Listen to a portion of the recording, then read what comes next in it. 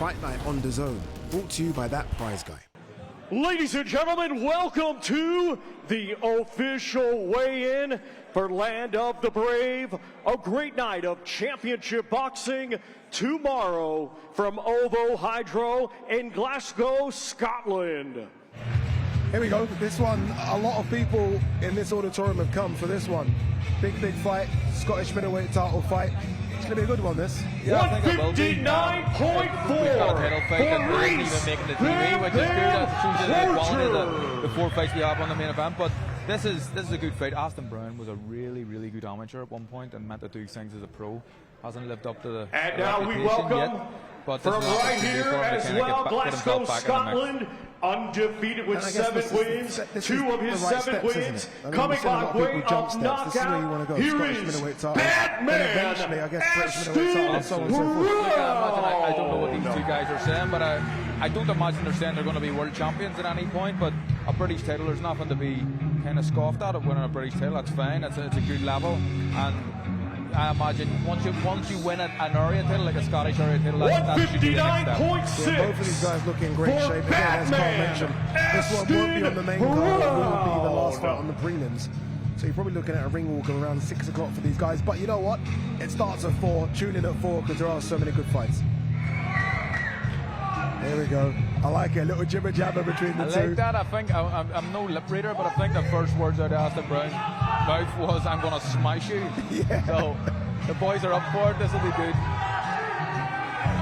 What did he say to you? What did you say to him? I saw a lot of gesturing up there. Oh, he's nervous, mate. He's nervous. That's all it is. He's nervous. You feel he looks nervous to you? I think so, mate. Pressure's on him, mate. His career's over after this, so I'm ready to go and do the business. There's levels to this game, and I'll show them all night. I'm not really supposed to clean out.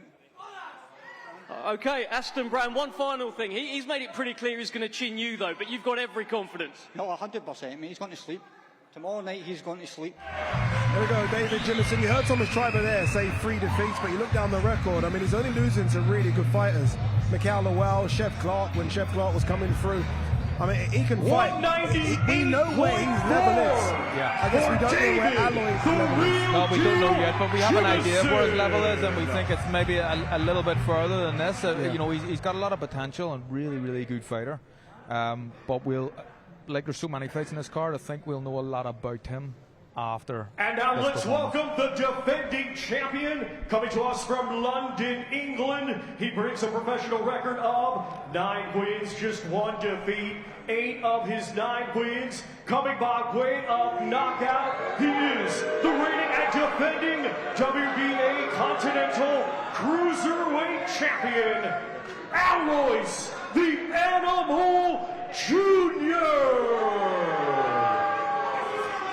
I don't mind it. I like what he's trying to do here. You know, sometimes you have to play the villain. It went down like a lead balloon. No, that one. It didn't work, did it? Yeah, look, he wanted a reaction that he didn't really get. It was like, come on, shout and boo me. Didn't really get it. Look, Alois, I mean, he's built like a tank. But he's not just about power, he can box as well. Yeah, he can box. Really good fighter. Really dangerous and powerful, explosive game as well. I mean, he took a tough fight on his debut at a very short notice, which he lost. But I think because of that, he's actually got more credit. What's Jameson got here? 2 or 3 inches in height? He's got to use that reach as well. He's got a fair bit in height. And he does have to use that. And Alois Jr., again, like we said, he's very explosive and he'll be looking to get close. But Jameson's got to use his height. We only do Stern today, Dave, don't we? We only do Stern. That's it. Stern from now on. What have you made of Alois in the build-up? I saw you walk past each other outside. He said a few things, you said a few things. What have you made of him? Listen, there's been a bit of back and forth in the build-up. It's all just jovial nonsense. I said that at the press conference yesterday. I said, I'm not about this. I'm too long in the tooth. I'm 33. My mum's watching this. My grand's watching this. I'm not going to get into a back and forth and start swearing and things like that. Let's just get in here on Saturday night and I'll deal with him. I am who I am. If you don't like me, it's all good.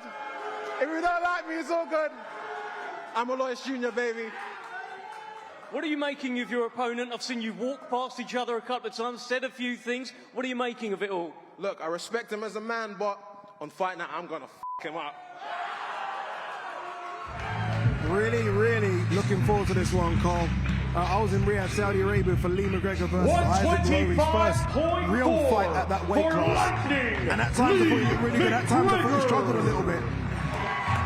Looks a bit tight on the scales. I mean, look, you're going to be tight on the scales making the featherweight division, but he does look a bit tight. He looks extremely tight. I'm hearing rumours that Lee McGregor is actually a little bit tight on the scales. But looking at both of them, it looks like... I'm going to, as a big statement, I don't think I've ever seen anyone as lean as Nathaniel Collins has been. It's got to be difficult for him to make that weight. He's so lean. But really, really good fight here. WBC silver featherweight strap up for grabs. Again, really hot division, not just domestically, but worldwide. It's a fantastic division. And both of these guys want those big fights worldwide. I just feel like I prepared better. You know, I wanted more. I've worked my whole life for this moment. There's no chance. I've been through too much. And I'm bringing that belt back home to my daughter. As simple as that. And he'll be doing the same. So that's why everyone's going to be so excited for the fight. My toughest opponent in my career so far, I just see a guy standing in front of me in world titles, and that's it. There's nothing else. It's no bad blood. It's no nothing. It's just a guy standing in front of me, strictly business. And afterwards we'll shake hands and we'll go home. And that's it. Could you just tell everyone here what's going to happen tomorrow night? A Nathaniel Collins masterclass is going to happen.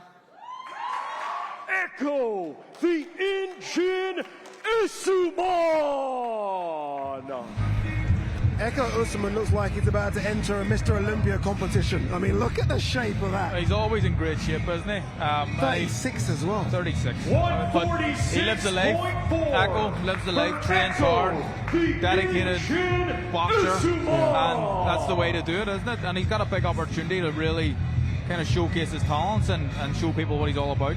From Preston Pans, he is the fighting pride of Scotland. Let's welcome Josh the Tartan Tornado Taylor.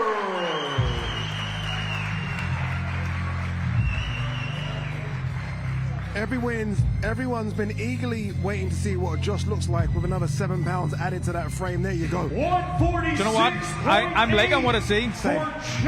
He's just right on the weight. That's how you do it. You don't have to come in too late. Just come in on the limit, and he's done it. But he's looking good. His face looks good. Not as gaunt as normal. Our main event tomorrow. All right, it's been all smiles between these two in the lead up to this one. I almost feel like once they turn around and face off, those smiles could go away. There might be some. Look, Josh is very I think he's respectful anyway. I think there's a certain amount of respect between him and Echo. He's done a lot of sparring, the amateur and stuff, but we're one day away from fight night, and Josh's nickname is Hank. There's almost like a split personality. There you go. Here we go. Look, he switched. Did you see that? He's done it Immediately already. switched. I was waiting for that moment. No smiles. That was almost a question. I think it was like, are you ready for this? Yeah. There's a bit of a tilt in his neck, which makes it look even a bit more menacing for some reason. I don't know why. He was just saying what I said. He looked a little bit tight. And then he was patting me saying, no, I look tight. But he was the one who went to drink straight away after weighing in. So it's all mind games, isn't it? He says you might look a bit tight at the weight. Thoughts? Tight at the weight? No, he's got to be joking, man. This is the first time I've made welterweight. I've made light welter since I was about 23 years old. This is like being, like as I said yesterday, it's like a holiday camp making this weight. It's so easy. So, yeah, easy. I can't wait to get in and get stuck in amongst it tomorrow and put him to bed and his dreams to sleep as well.